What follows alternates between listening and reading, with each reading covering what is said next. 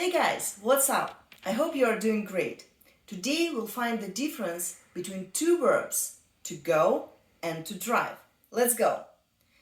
When you don't want to say how you get from one place to another, use go. For example, Jane is going to school. If you want to say how you get from one point to another, just add by plus mode of transport. For example, Jane goes to school by bike. If someone knows how to operate a car or has a driving license, use drive. For example, Jane can't drive. I drive to work every day.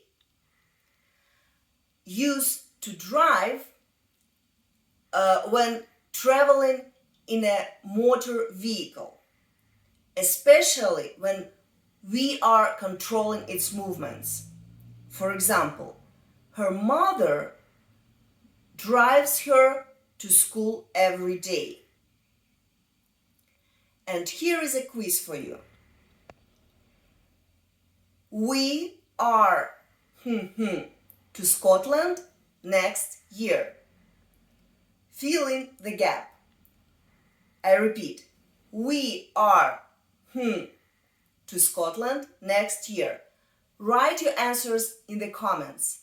Take care of yourself and see you in the next video, guys. Bye.